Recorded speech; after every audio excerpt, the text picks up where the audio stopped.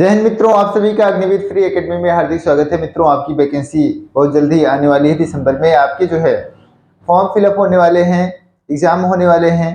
तो उससे पहले अगर आप नए हैं तो चैनल को लाइक और सब्सक्राइब करें और मित्रों में शेयर कर दें, बेल आइकन को प्रेस कर दें ताकि आपको सही समय पर जो है वीडियो आप तक पहुंचता रहे। तो आइए मित्रों, आज की हम क्लास में क्या देखेंगे, किस टॉपिक पर बात करेंगे।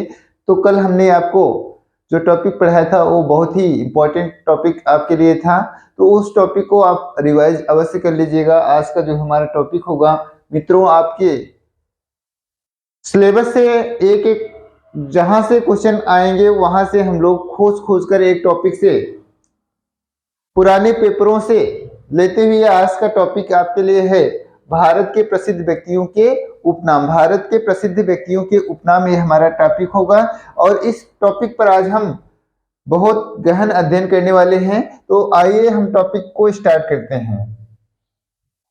तो भारत के प्रसिद्ध लोग और उनके उपनाम तो आपको फोटो में दिखाई ही दे रहा है। मदन मोहन मालवीय, बाल गंगाधर तिलक, राजेंद्र प्रसाद और आपके कई अन्य ऐसी हस्तियां जिनके बारे में हम आपसे बात करेंगे। उनके उपनाम क्या क्या हैं, तो आइए चलते हैं, देखते हैं। टॉपिक स्टार्ट करते हैं। तो आपको एक तरफ प्रसिद्ध लोग और उनके उपनाम, तो प्रसिद्ध लोग जैसे महात्मा गांधी। महात्मा गांधी पहला व्यक्तित्व है आपके सामने। महात्मा गांधी को राष्ट्रपिता राष्ट्रपिता कहा जाता है। क्या कहा जाता है? राष्ट्रपिता। राष्ट्रपिता इनको किसने कहा था? तो राष्ट्रपिता इनको नेताजी सुभाष चंद्र बोस ने कहा था। सुभाष चंद्र बोस ने इनको यह उपाधि दी थी। सुभाष चंद्र बोस ने इनको क्या कहा था? राष्ट्रपिता।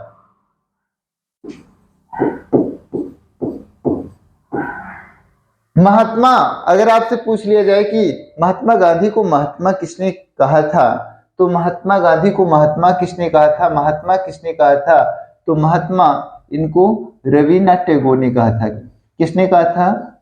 रविंद्रनाथ टैगोर।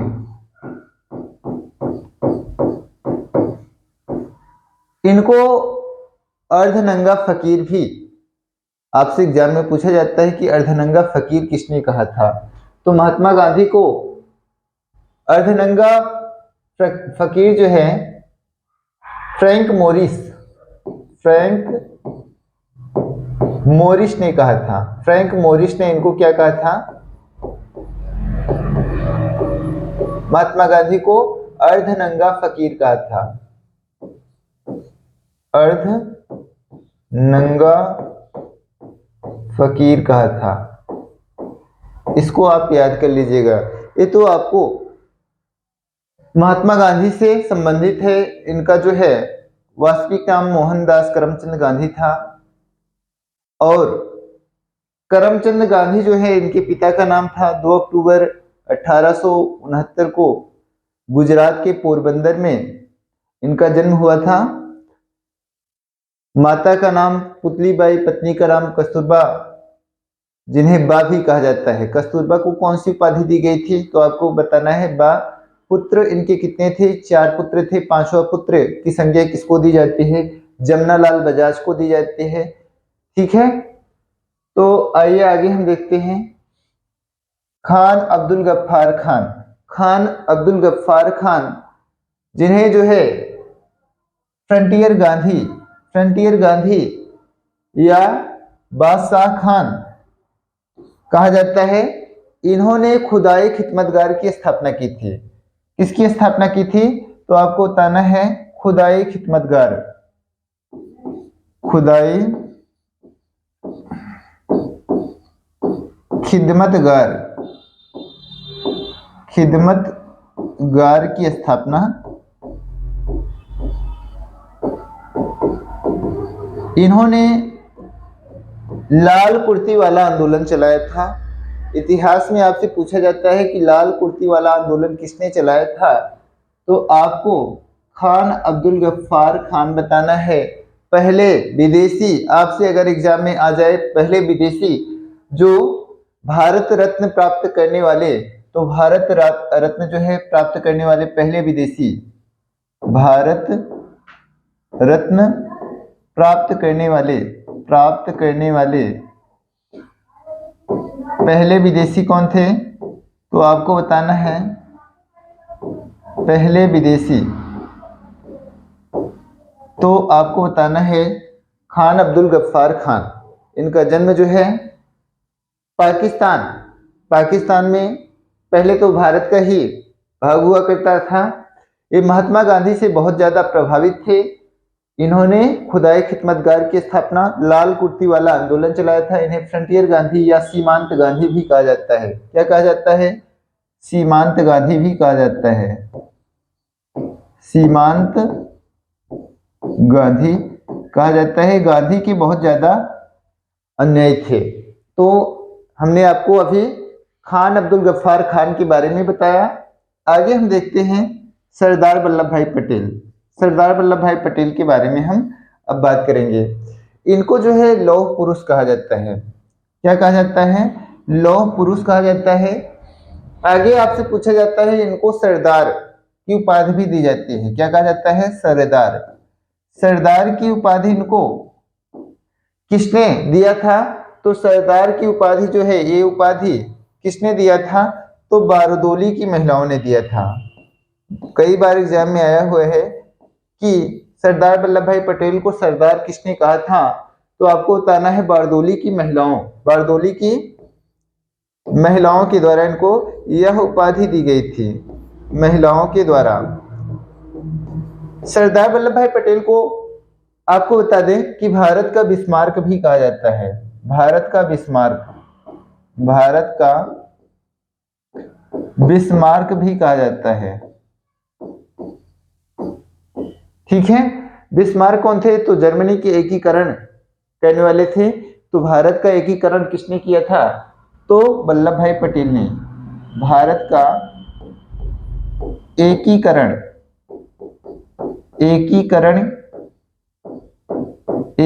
किसने किया था? तो आपको बताना है सरदार वल्लभ भाई पटेल। इनको लौह पुरुष, आयरन मैन भी कहा जाता है।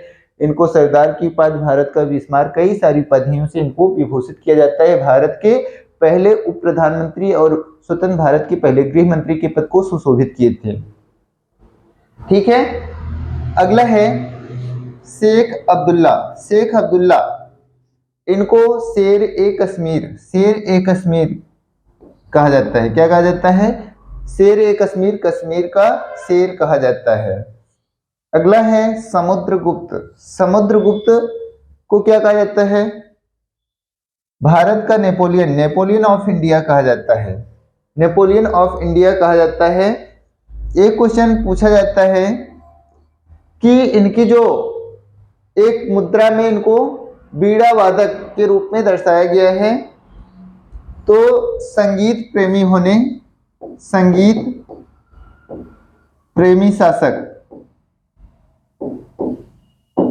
भी कहा जाता है। और कहां से साक्ष्य मिलता है? तो बीड़ा वादन करते हुए ऐसा प्रतीत होता है कि ये संगीत के बहुत प्रेमी शासक थे। अगला है महाकवि कालिदास किसको कहा जाता है? तो महाकवि कालिदास को क्या कहा जाता है? कौन सी उपाधि दी जाती है? तो इनको शेक्सपियर ऑफ इंडिया कहा जाता है। शेक्सपियर ऑफ इंडिया कहा जाता है। भारत का शेक्सपियर कहा जाता है। ठीक है। और इन्होंने कौन कौन सी रचनाएं की थी? तो आपको बता दें, अभिज्ञान शाकुंतलम,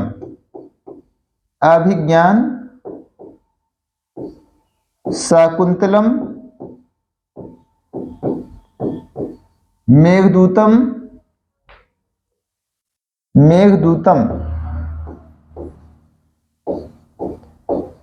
विक्रमोर्वशीयम,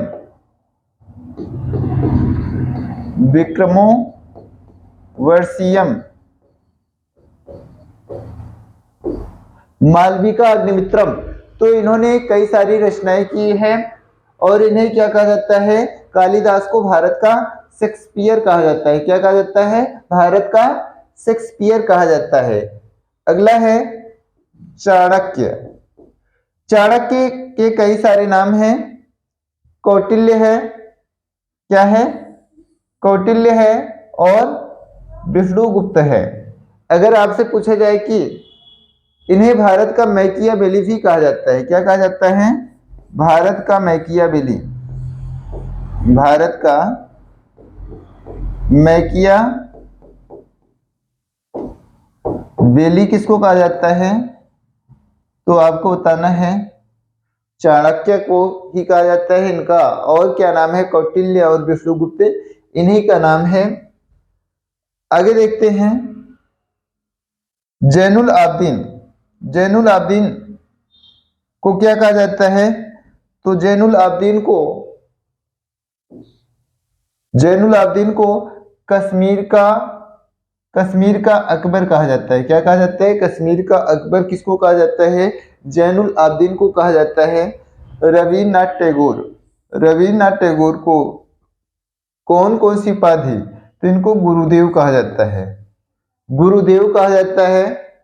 विश्व कवि कहा जाता है। क्या कहा जाता है? विश्व कवि।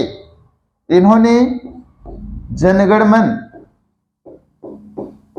जनगण मन और अमार सोनार बांग्ला, जो बांग्लादेश का राष्ट्रगान है अमार सोनार बांग्ला, दो देशों के राष्ट्रगान का जो है, इन्होंने दो देश के राष्ट्रगान को लिपिबद्ध करने का प्रयास किया है या लिखा है। तो रविन्द्रनाथ टैगोर को गुरुदेव कहा जाता है, विश्व कवि कहा जाता है। इन्होंने विश्व भारती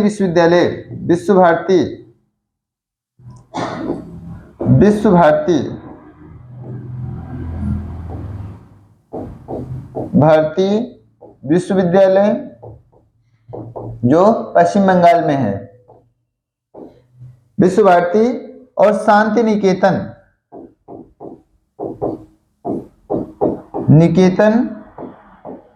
से संबंधित थे। ये प्रथम भारतीय थे। ये क्या थे? प्रथम भारतीय थे।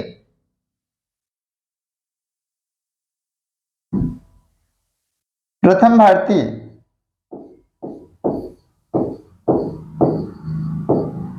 क्या? नोबेल पुरस्कार प्राप्तकर्ता। नोबेल पुरस्कार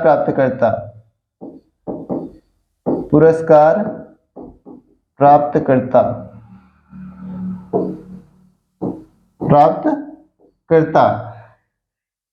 कब इनको नोबेल पुरस्कार मिला था?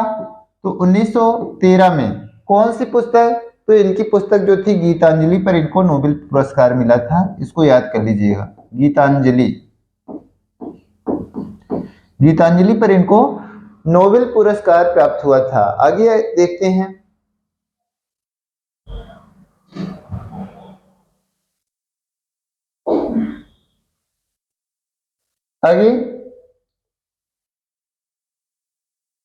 रविन्द्रनाथ टैगोर को कवि गुरु भी कहा जाता है।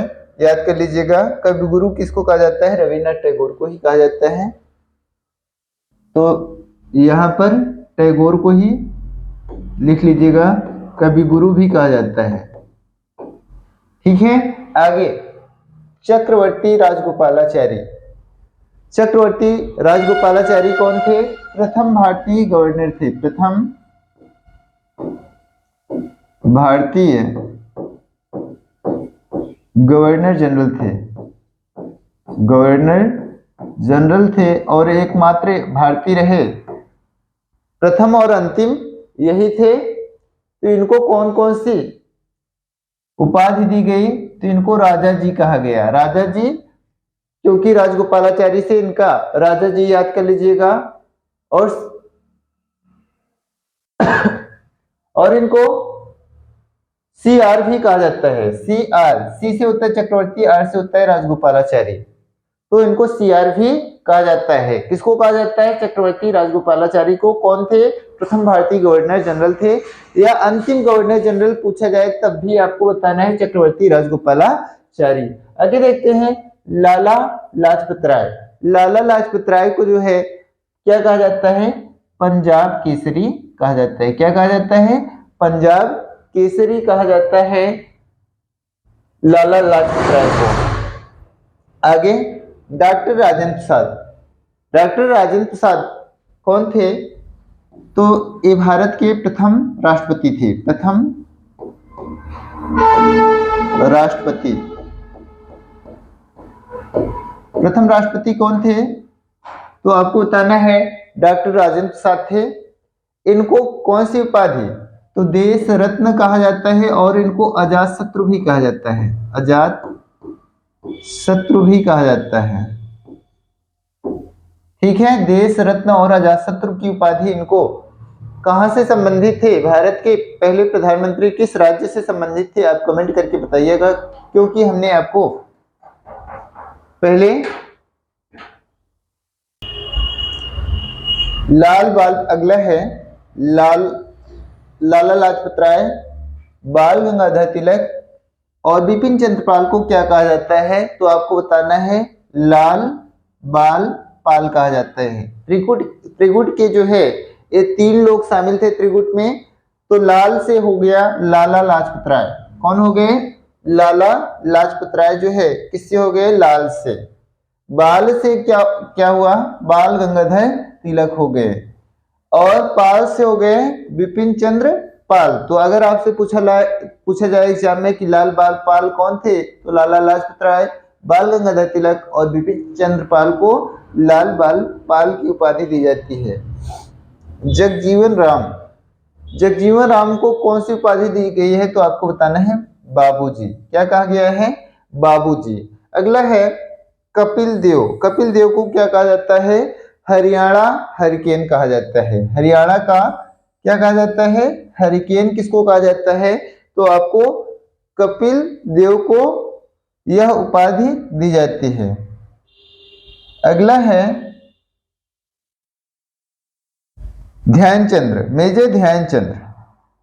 मेजर ध्यानचंद्र को क्या कहा जाता है? हॉकी का जादूगर। हॉकी का जादूगर किसको कहा जाता है? तो आपको बताना है मेजर ध्यानचंद्र को राष्ट्रीय खेल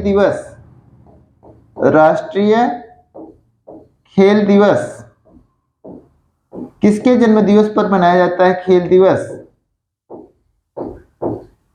29 अगस्त को मनाया जाता है। और उस दिन किसका जन्म दिवस होता है? तो आपको बताना है मेजर ध्यानचंद्र का ही होता है। इन्हें हॉकी का जादूगर कहा जाता है। और भारत का जो राष्ट्रीय खेल है मित्रों, भारत का राष्ट्रीय खेल क्या है? तो आपको बताना है हॉकी। अगला है अमीर खुसरो। अमीर खुसरो को तोता ए हिंद कहा जाता है। तोता ए हिंद कहा जाता है। इन्हें खड़ी बोली का जन्मदाता भी कहा जाता है। खड़ी बोली का जन्मदाता, खड़ी बोली का जन्मदाता। ये तबला और सितार के क्या थे? आविष्कारक भी थे। इनका जन्म जो है एटा के पटियाली में हुआ था। एटा के पटियाली में अमीर खुसरो का जन्म हुआ था। दादा भाई नौरोजी। दादा भाई नौरोजी को grand old man of India, Bharat का वयोवृद्ध कहा जाता है। इनकी पुस्तक बहुत पूछी जाती है, poverty and un-British rule in India. Poverty and un-British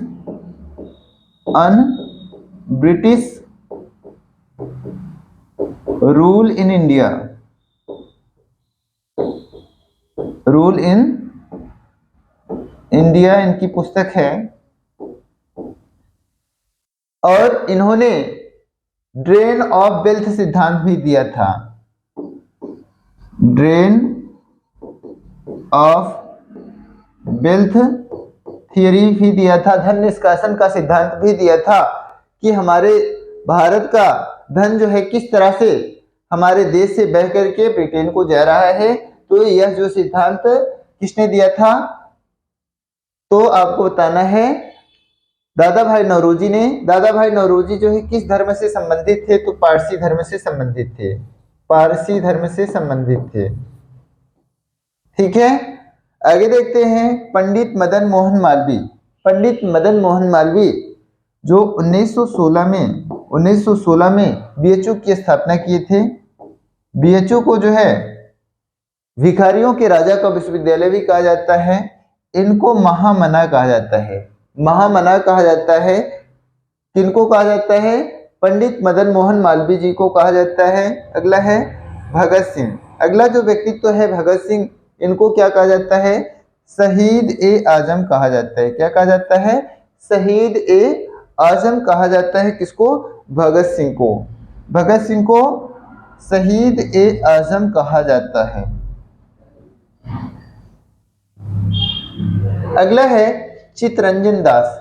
Chittaranjan Das को देश बंधु कहा जाता है, देश बंधु कहा जाता है। अगर आपसे पूछ लिया जाए कि दीन बंधु किसको कहा जाता है? दीन बंधु, दीन बंधु किसको कहा जाता है? तो दीन बंधु भी आपको आना चाहिए। दीन बंधु,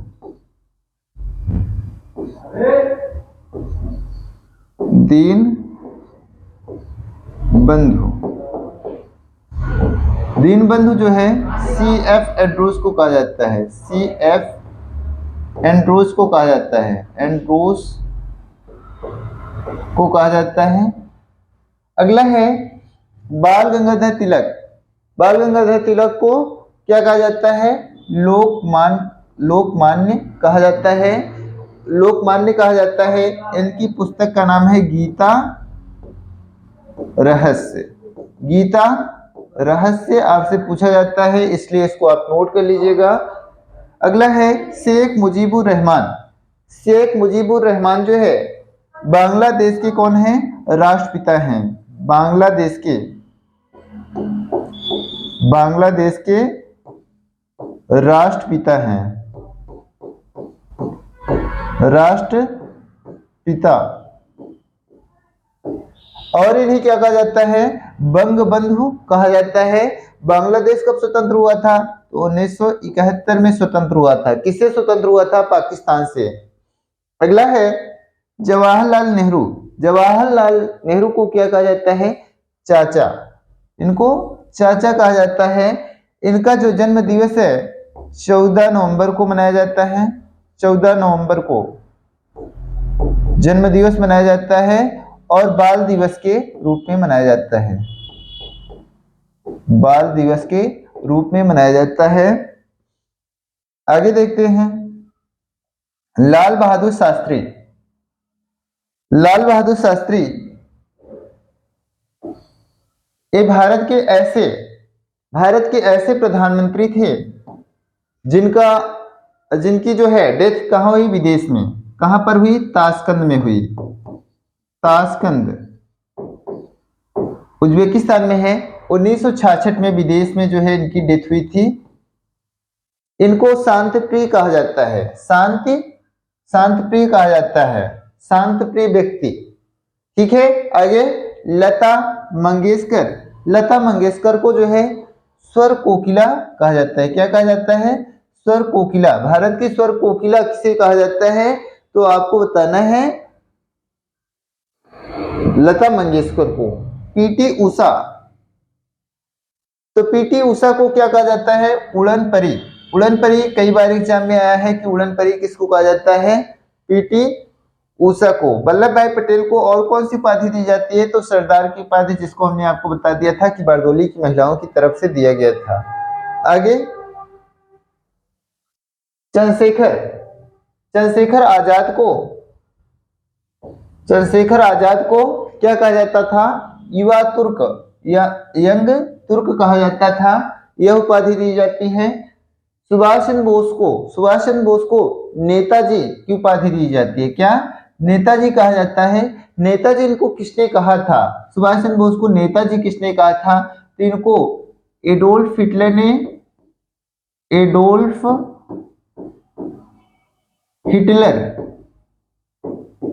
हिटलर के द्वारा, जो कहां के थे?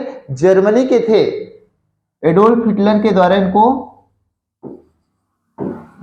नेताजी की उपाधि प्राप्त हुई।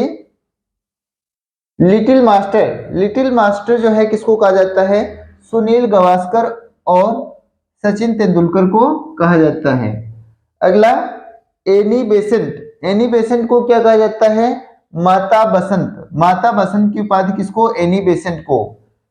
मदर टेरेसा को शुद्ध हृदय जो है किसको कहा जाता है? हृदय मदर टेरेसा को कहा जाता है। आगे देखते हैं। अब हम आपको कुछ करंट से रूबरू करवा रहे हैं, जैसे कि तीनों सेनाओं का जो मुख्य सेनापति होता है, आपको बताना है कि राष्ट्रपति होते हैं। राष्ट्रपति कौन है इस समय? तो श्रीमती द्रौपदी मुर्मू है तीनों सेनाओं के मुख्य सेनापति। उसके बाद chief of defence staff CDS कौन है? सीडीएस कौन है? तो जनरल अनिल चौहान है। कौन है? जनरल अनिल चौहान है। वायुसेना के प्रमुख कौन है? वायुसेना के प्रमुख कौन है? तो एयर मार्शल बी.आर. चौधरी हैं। ये आपके अनिल चौहान रहे और ये आपके कौन रहे? एयर प्रमुख मार्शल बी.आर. चौधरी। कौन है? तो वायुसेना प्रमुख बी.आर. चौधरी हैं। सेना प्रमुख थल सेना प्रमुख कौन है? तो जनरल मनोज पांडे हैं। कौन है? आपके जनरल मनोज पांडे हैं। ये आपके व्यक्तित्व आपको दिखाई दे रहे हैं, जनरल मनोज पांडे। अगला है नौसेना प्रमुख कौन है?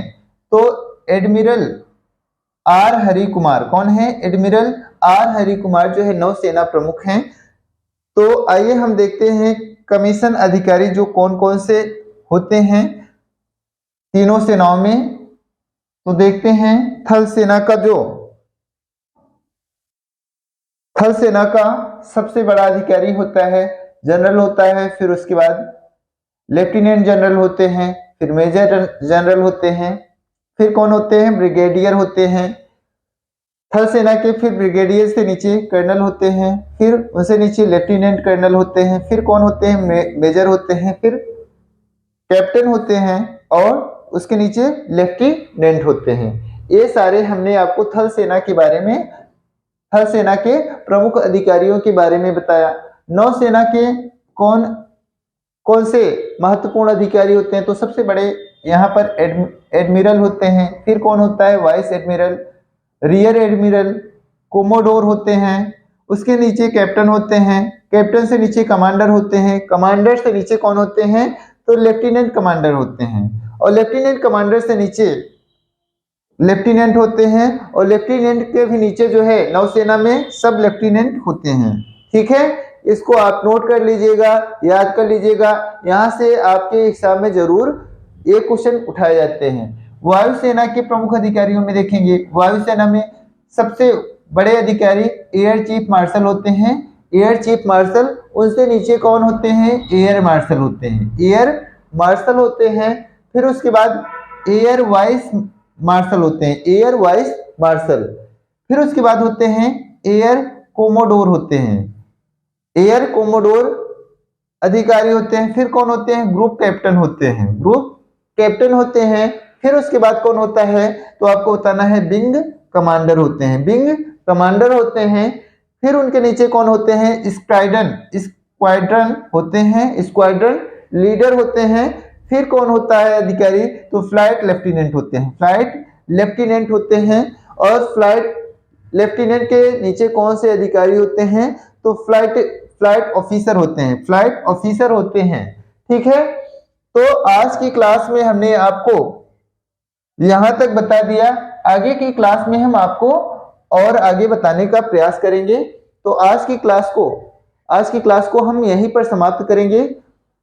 तो अगर आप नए हैं तो मित्रों में शेयर अवश्य कर दें, क्योंकि हमारी एकेडमी निःशुल्क में आप सभी के लिए जो है आप सभी की सेवा में तत्पर है।